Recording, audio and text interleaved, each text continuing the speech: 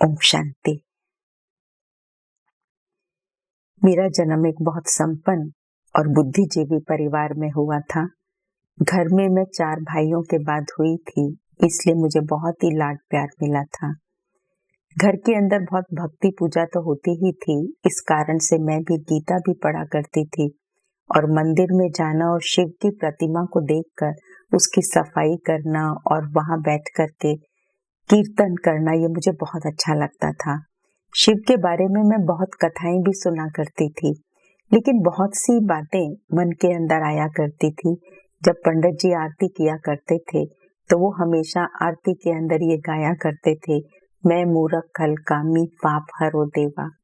तो मन के अंदर एक विचार आता था कि हम मूरख खल कामी क्यों हैं? हम तो भगवान के बच्चे हैं, तो हम इस प्रकार से अपने आप को नीच क्यों समझें? जब वो हाथ में प्रसाद देता था तो मुझे कभी अच्छा नहीं लगता था और एक हीन भावना भीतर में पैदा हुआ करती थी। इन सब बातों को लेकर मैं थोड़ी बड़ी होती चली गई और 15-16 साल की जब हो गई, जब मैं 11th क्लास में थी, तो उस समय मदर हमारी ज्ञान में जाया करती थी ब्रह्मा कुमारीज में।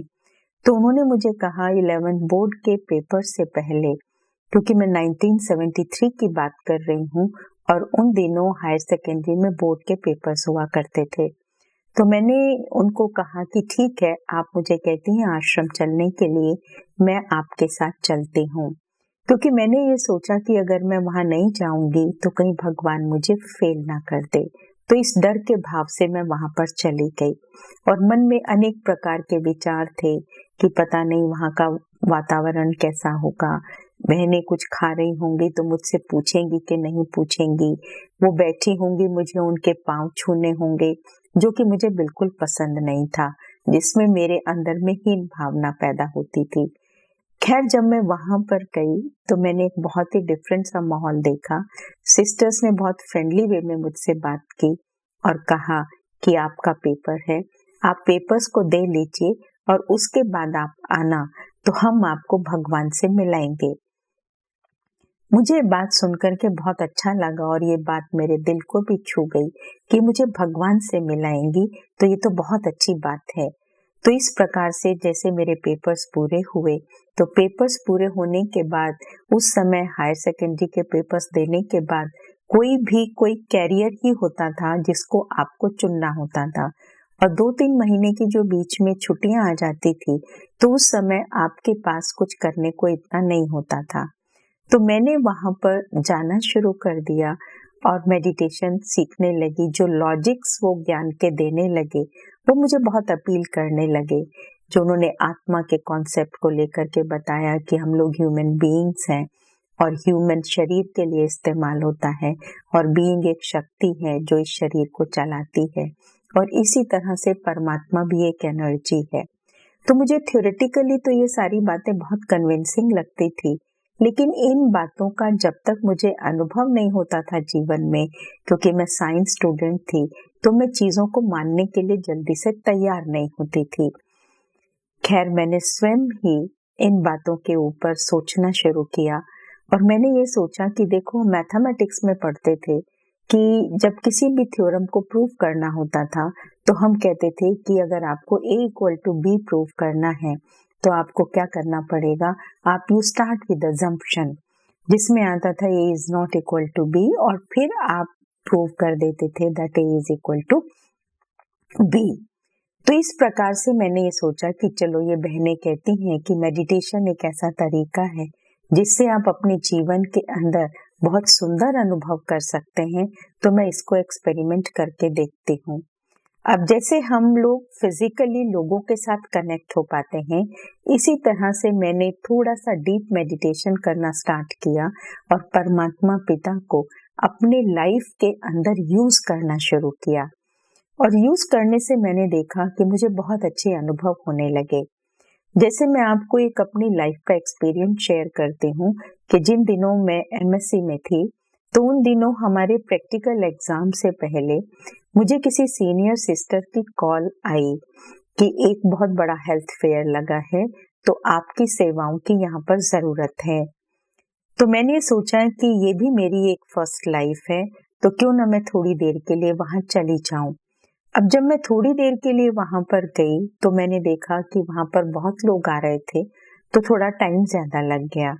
अब जब मैं रात को वहां पर 9 साढ़े 9 बजे घर पहुंची तो मैंने ये देखा कि मेरे जो 20 एक्सपेरिमेंट्स थे, और आप बिलीव करेंगे एक एक एक्सपेरिमेंट जो होता था 25-30 पेज का होता था, और उसके अंदर इतनी बड़ी लंबी इक्वेशंस होती थी कि सब इक्वेशंस को और सब एक्सपेरिमेंट्स को रात के 2-3 घंटे के अंदर कर पाना मेरे लिए बड़ा मुश्किल काम था। तो ऐसे समय पे मैंने चलो सोचा, क्योंकि बच्चे थे, तो मैंने शिव बाबा से बात की और बाबा को कहा कि बाबा अब मुझे आपके मदद की जरूरत है, क्योंकि मेरे सामने एक ये टेस्ट आ गया है। मैं चाहती तो नहीं थी, लेकिन आपकी सेवा जो थी वो भी एक बहुत अहम चीज थी। मैं उसके लिए गई, लेकिन अभी मैं सारे एक्सपेरिमेंट्स थोड़े से समय के अंदर रिवाइज नहीं कर सकती हूँ। तो मेरे को जैसे अंदर में इंट्यूशन होती है कि बच्चे आप ये 2 एक्सपेरिमेंट्स करके चले जाओ, तो मैं उन 2 एक्सपेरिमेंट्स को बहुत थॉरो कर लेती हूँ और बाकी सारे एक्सपेरिमेंट्स को एक बार रिवाइज कर लेती हूँ। और करने के बाद मैं चली गई अपने एग्जामिनेशन हॉल में। तो मैंने देखा कि एग्जामिनर्स वहां बैठे हुए थे और ढेर सारी शीट्स जो थी उनके सामने रखी थी।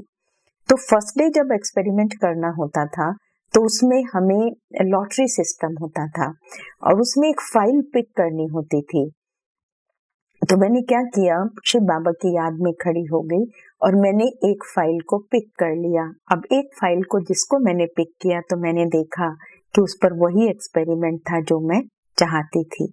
तो मैंने बड़ी खुशी से, बड़े प्यार से शिव बाबा को थैंक किया और थैंक्स करने के बाद मैंने बहुत ही अच्छे से वो एक्सपेरिमेंट किया। और सेकेंड डे जब नेक्स्ट एक्सपेरिमेंट हमें लेना होता था तो वो उसमें चॉइस होती थी कि आप अपनी चॉइस का कोई दूसरा एक्सपेरिमेंट जो भी आप चाहते हैं वो ले लेते हैं।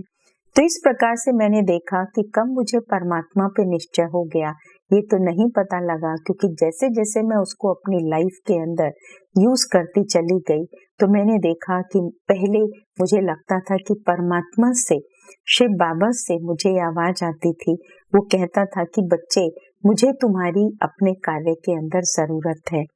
तो मैं उनको यही कहती थी कि आप मेरे ही पीछे क्यों लगे हो, दुनिया में तो बहुत लोग हैं। लेकिन जब मुझे उसके साथ के अनुभव सदा होने लगे तो मैंने ये सोचा कि क्यों ना परमात्मा को ही अपना साथी बना लिया जाए। जैसे कि इस प्रोग्राम का टाइटल सत्यम शिवम सुंदरम है, तो मुझे एक इंस्टांस याद आता है कि माउंट आबू में एक बार इंटरनेशनल कॉन्फ्रेंस चल रही थी और उसमें बहुत सारे एडिटर्स, रिपोर्टर्स आए हुए थे। उसमें एक थे जो साप्ताहिक हिंदुस्तान के चीफ एडिटर थे। तो उन्होंने मेरे से बात की और उन्होंने मेरा इंटरव्यू लिया। चांस की बात है उनके साथ मेरी मुलाकात हुई जो बहुत ही सक्सेसफुल रही और वो बहुत ज्यादा इम्प्रेस हुए। तो उसी कॉन्फ्रेंस के अंदर फेमिना की एडिटर विमला पाटिल जी भी आई हुई थी।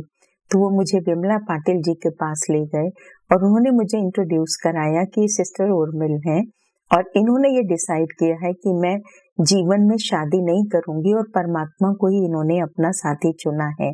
तो उन्होंने मुझे ये शब्द बोले कि आपने ऐसा क्यों किया। तो मैंने उनको यही जवाब दिया कि कहते हैं सत्यम शिवम सुंदरम, मुझे परमात्मा से ज्यादा सुटेबल मैच अपने लिए कोई नहीं मिला, इसलिए मैंने उसको अपना जीवन साथी बनाया। तो वे सुनकर बहुत आश्चर्य खाने लगी कि इतनी यंग एज के अंदर परमात्मा के साथ का अनुभव करना और उस अनुभव को इतने गहन रीति से कहना, तो ये उसके लिए एक बहुत बड़ी बात थी। और उसने फिर मेरा ये इंटरव्यू अपनी जो पत्रिका उनके निकलती थी उसके अंदर भी पब्लिश किया था। तो इस प्रकार से मैं आगे बढ़ने लगी और मुझे ये नहीं मालूम लगा कि कैसे मेरे जीवन की लॉ परमात्मा के साथ लगती चली गई। ये कुछ इसी तरह से हुआ जैसे लव अफेयर्स के केस में होता है। Initially the boy runs after the girl और उसके बाद लड़की जो होती है that she starts running after the boy. तो इसी प्रकार से मेरे साथ कुछ हुआ कि मैंने परमात्मा को अपना जीवन साथी चुन लिया और मैं सभी को परमात्मा का संदेश देने लगी।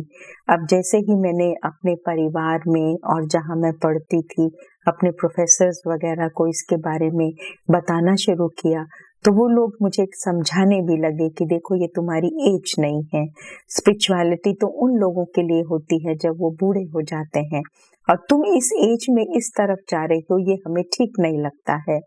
तो सभी का मोस्टली मेरे प्रति यही विचार आता था। खैर मेरे मन में एक बात थी, क्योंकि परिवार भी काफी एजुकेटेड था, बहुत बुद्धिजीवी था और सभी हाई पोजीशन थे, तो मैं ये नहीं चाहती थी कि परिवार में किसी प्रकार की कोई गलत चर्चा हो।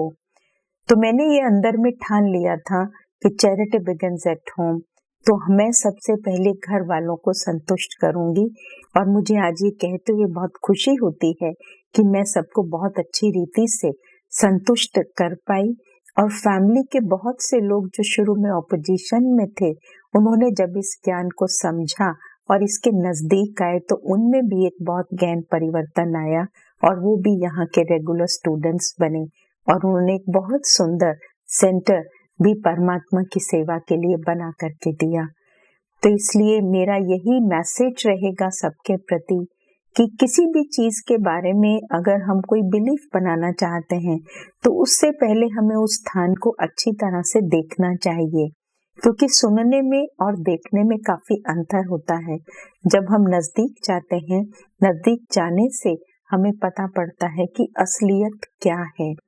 दूसरी बात, हम इस ज्ञान को एक्सप्लोर करें, एक्सपेरिमेंट करें और एक्सपीरियंस करें, क्योंकि जब हमें किसी चीज का लाइफ में अनुभव होने लगता है, तो अनुभव जो है वो सबसे बड़ी चीज है और उसके आगे सारी चीजें फीकी पड़ जाती हैं।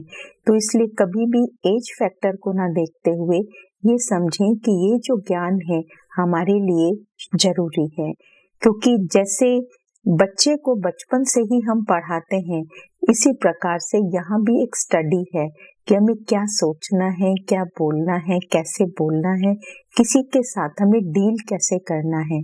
किसी भी स्कूल कॉलेज के अंदर ये पढ़ाई नहीं पढ़ाई जाती है जो यहाँ पर पढ़ाई जाती है, जिससे हमारे जीवन में ड्रास्टिक चेंज आता है और हमारी लाइफ में खुशी, शक्ति, शांति बढ़ती है और हमारी सारी चिंताएं, परेशानियां, स्ट्रेस, डिप्रेशन सब दूर हो जाता है। ओम शांति।